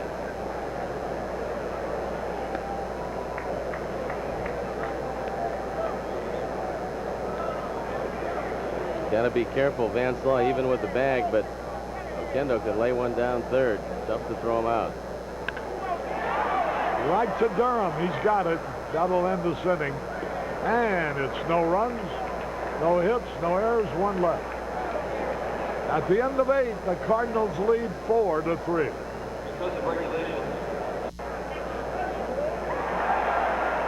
Harry Caray back in St. Louis. Manny Trio is going to bat for Leon Durham against the left-hander, Peters.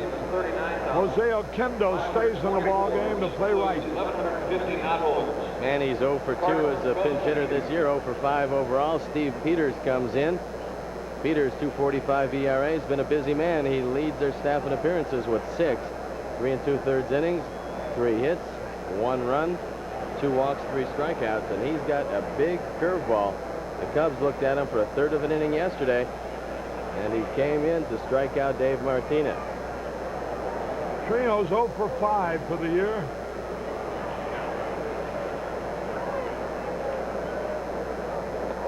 Fastball low.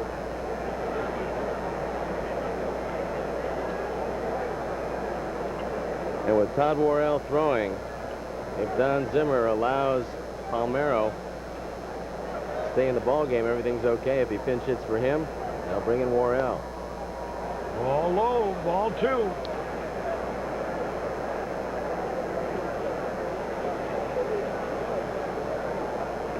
And the Goose up and throwing for the Cubs.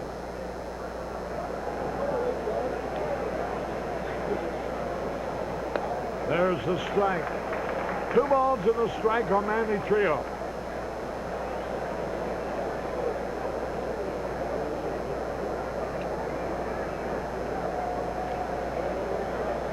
Steve Peters hits that outside corner for strike 2. An Oklahoma City boy. A little left-hander. Stands 5'11", weighs 175. 2-2 the count. Struck him out with a curveball. Trio was caught out on strike. And here's Palmeiro now. He's 2 out of 3. He's hit the ball hard every time. What you want to do is hit the Peters fastball before he gets to that curve. Many times he'll try to sneak ahead of the left-hander with the fastball first pitch. He's got a dandy overhand curveball. I tell you, I don't know how Whitey does it. He takes more guys who have mediocre records and uses them to win ball games. He picks the right spot for him with all the percentages going for him, and they deliver for him. Whitey Herzog. 2 balls and a strike. 1 out, nobody on.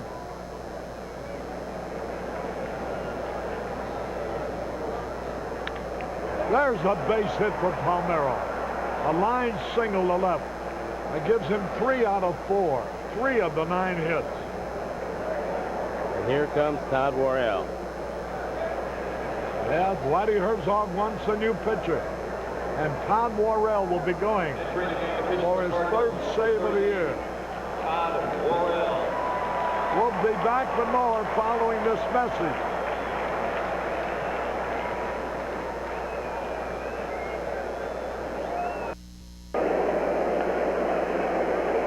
Todd Worrell taking his practice tosses. Rolando Runes is running for Rafi Palmeiro at first base.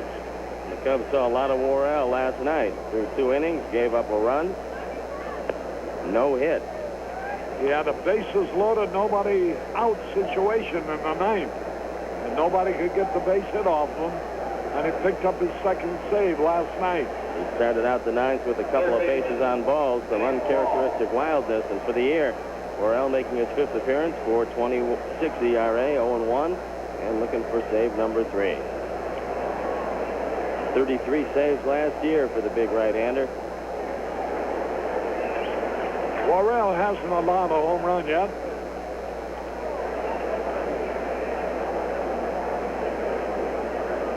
Rolando Rooms dives back to the bag.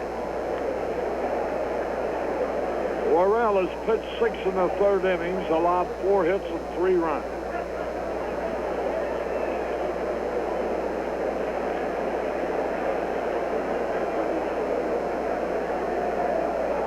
Again over the first.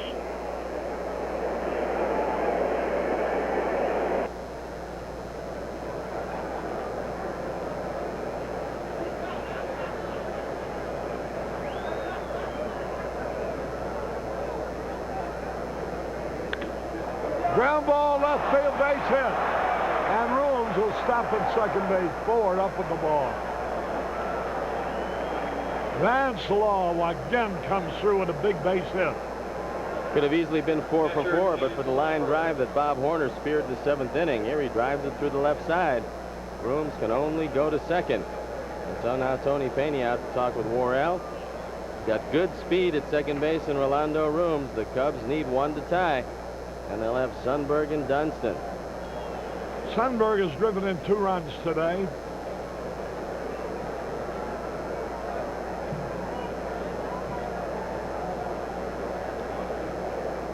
Oh, for a base hit.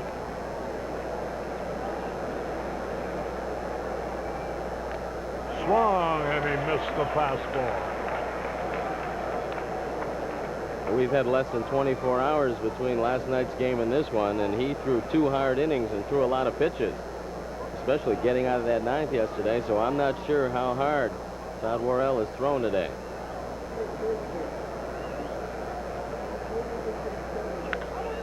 There's a high drive in the center field back is Willie McGee.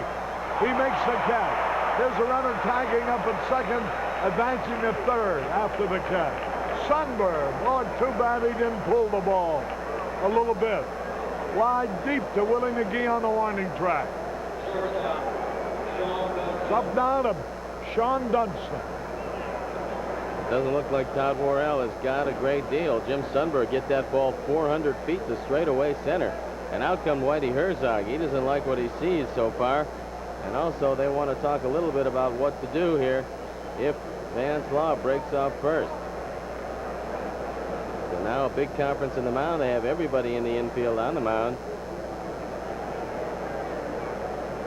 And it's all up to Dunston. Dunston's been an easy out. 0 for 3 today. He hit the ball hard in the 3rd inning, and Pendleton made a diving stop and threw him out. He comes up now with runners at first and third, 2 out.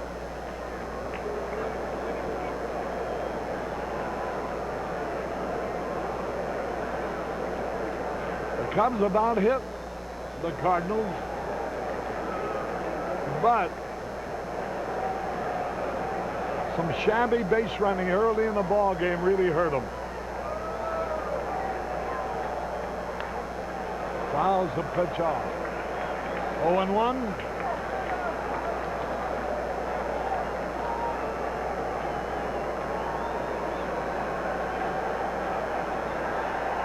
Boy, that unconscious catch by Horner. The drive by Law in the 7th inning. Such a big play defensively for the Cardinals. It's like Darren Jackson in the on-deck circle.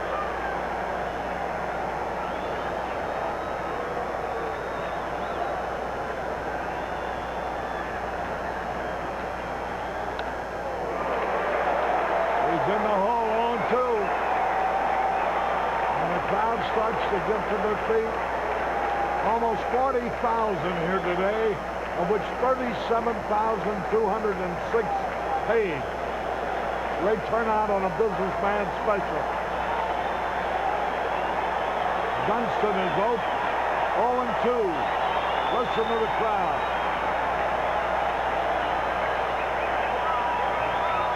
Did the slider waste pitch go to the screen, Harry, if he throws it wide?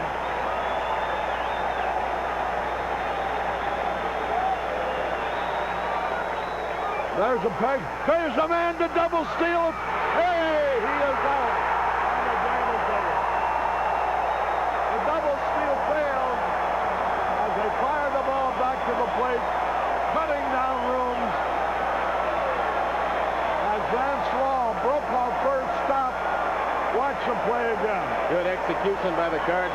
Tony Pena fires. Tommy Herr comes across, and that's what Whitey talked about with that meeting at the mound, and they cut down Rolando Rooms. I don't know Looked like he was safe there. He looked like he was safe easily. What a call. Let's see it again. Watch the leg. Watch the leg of Rooms. It's well in before the tag of Pena. Tony didn't cut off the plate. He didn't block it with his shin guard. Watch the front leg. It's at home plate right now, and Tony hasn't tagged him. Let's see it at the other angle right now. Tommy Herr's throw. Now watch his front foot.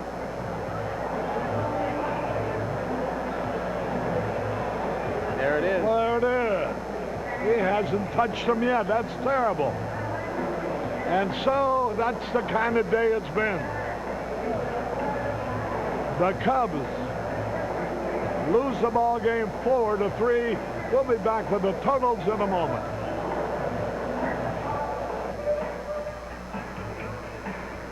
Here's the Budweiser play of the game. It's the final play of the ball game. Watch Rooms coming in on the double steal. Tommy Herr handles a relay. Now watch this. Rooms' front foot will be across the bag before Tony Pena tags him. He still hasn't tagged him. But that's all over with. I think we loused up 2 plays on the bases, and the umpires loused up the other one. That's a total of 3 runs. That would have been enough to win this ball game. Well, Harry, it was a great road trip anyway. 5-3. The Cubs come home for the opener on Friday, and even though they squandered a couple of opportunities today, it had to say that they got off on the right foot. All right, you saw the Budweiser play of the game, and I imagine people be talking about it all night long. Well, I think so, Harry, because anytime the ball beats you, unless you watch it very carefully, you're going to be called out. It looked like his leg got in there, but we had the benefit of the replay, so we'll have to see what happens. Well, maybe the umpires have to catch an early plane anyway. Well, I know we do, and I'll see you on it. All right, see you a little bit later. We'll be back with the totals now in a moment.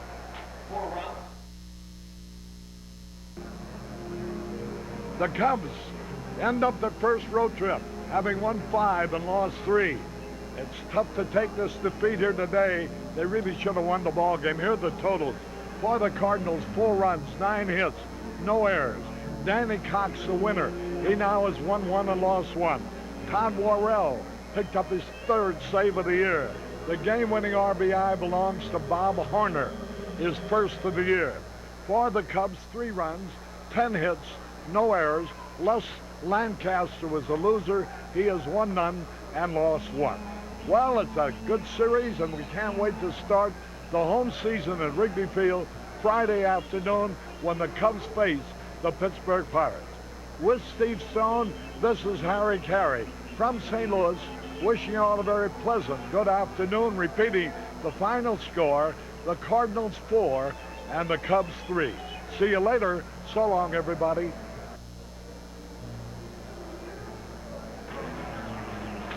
Our next telecast will be Friday afternoon when the Cubs open up their home schedule against the Pittsburgh Pirates. The leadoff man begins at 1 o'clock Friday. Our executive producer director is Arnie Harris.